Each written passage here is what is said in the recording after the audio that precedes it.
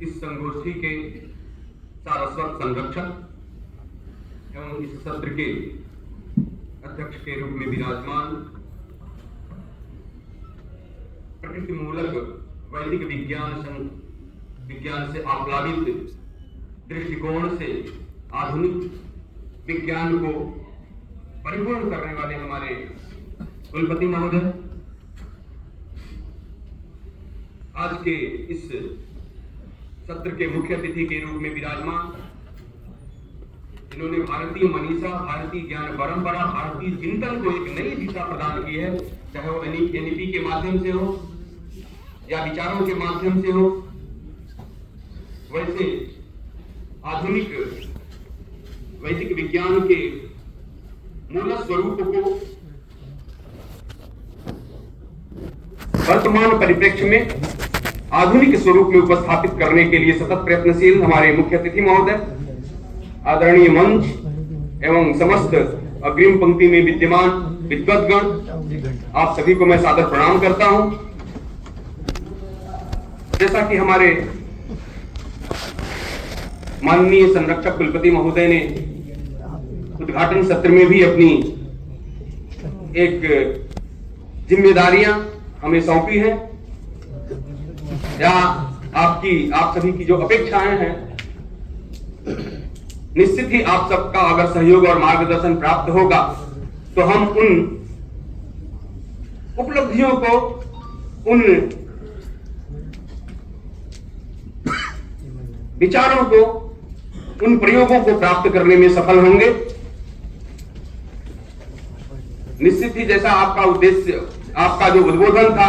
कि पुराण मित्ते वन साधु सर्वम, हमारे ऋषियों ने भी कहा है कि हमारे पुराणों में लिखा है इसलिए सब कुछ सही है, वैसा ही मानना है, ये जरूरी नहीं, क्योंकि हमारा दूसरा ऋषि यह भी कहता है कि क्षणे क्षणे जन नवताम उपैति तदेव रूपम रमणीयताया। जो कालांतर जन्य प्रभाव से जो परिवर्तन हो रहा है इस सृष्टि में, इस काल में, समाज में, उस परिवर्तन के साथ अगर अपने आप को आप आगे नहीं बढ़ाएंगे तो निश्चित ही आपका जो वो विज्ञान है, आपका जो ज्ञान है, जिसे हम विज्ञान के रूप में ही प्रतिष्ठापित करने में लगे हुए हैं, वो जबकि वो स्वयं में एक विज्ञान है, वो अपने लक्ष्य की परिपूर्ति में सहायक पूर्ण नहीं हो सकता। क्योंकि हम सभी जानते हैं कि विज्ञान के बिना ज्ञान जो है वो बहुत समाजोपयोगी नहीं होता, वहीं पर ज्ञान के बिना विज्ञान विध्वंसक होता है। और हमारी जो चिंतन परंपरा है, धर्म और विज्ञान को साथ साथ लेकर के चली है। पाश्चात्य की जो चिंतन परंपरा है, वहां पर धर्म और विज्ञान एक दूसरे का विरोधी रहा है, या बहुत कहने की जरूरत नहीं है। आप निकोलस कोपरनिकस, जॉर्डन ब्रूनो इत्यादि के इतिहास को जानते हैं कि वहां के धर्म ग्रंथों में लिखे हुए बातों के विरुद्ध अगर जाकर के उन्होंने एक शब्द भी कहा तो किसी को जिंदा जला दिया गया, तो किसी को फांसी की सजा दे दी गई। लेकिन हमारे भारतीय परंपराओं में, भारतीय ज्ञान परंपरा में एक भी ऐसा उदाहरण नहीं मिलेगा जहां पर धर्म विरुद्ध तो किसी ने कोई बात ही नहीं की। धर्म को प्रतिपादित करने वाले सिद्धांतों का अगर प्रतिपादन किया और किसी के मन मस्तिष्क में वो बात ठीक से समझ में नहीं आई तो उसके विरुद्ध कोई सजा सुनाई गई या कोई उसके ऊपर ऐसा अनुबंध लगाया गया, अपितु उसे समझने का प्रयास किया गया। तो ये अपने भारतीय संस्कृति की सबसे बड़ी देन है, लेकिन उसको भारतीय मनीषा, भारतीय पद्धति से ही समझना होगा। इसीलिए हमारे आचार्यों ने, जो वेद के आचार्य हैं, जो भाष्यकार हैं, उन्होंने लिखा कि विधिहीन से यज्ञस्य सद्यो कर्ता विनश्यति। जब आप एक्सपेरिमेंट करने जाते हैं विज्ञान के जगत में, तो जब आपका प्रयोग फेल होता है तो एक रिएक्शन भी क्रिएट होता है, एक उसका जो प्रतिरोध होता है वो भी समाज में नकारात्मक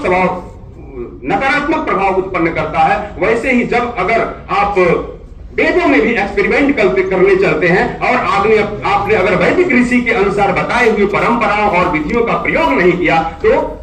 जब तद्यो करता विनश्यति, जो एक्सपेरिमेंट करने वाला व्यक्ति है वो नष्ट हो जाएगा। यानी कि वेद के प्रयोगों को भी सावधानी पूर्वक करना है। इसीलिए हमें लगता है कि जो चौराहे पर जितने भी अपने देश को जिताने के लिए आपने देखा होगा कि होम की आहुतियां इत्यादि चलती हैं, वो जितना हमारे राष्ट्र के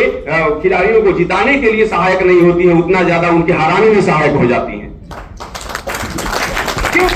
कुछ भी विधि का प्रयोग नहीं होता है। कोई जूता पहन के अपनी आहुतियां प्रदान करता है, कोई पान खा करके मुंह से आहुतियां प्रदान करता है। किसी का मन शुद्ध नहीं है तो किसी का शरीर शुद्ध नहीं है, किसी की बुद्धि शुद्ध नहीं है। प्रदर्शन करना ही हमारा लक्ष्य होता है, जबकि विधि वहां पर स्थापित होनी चाहिए।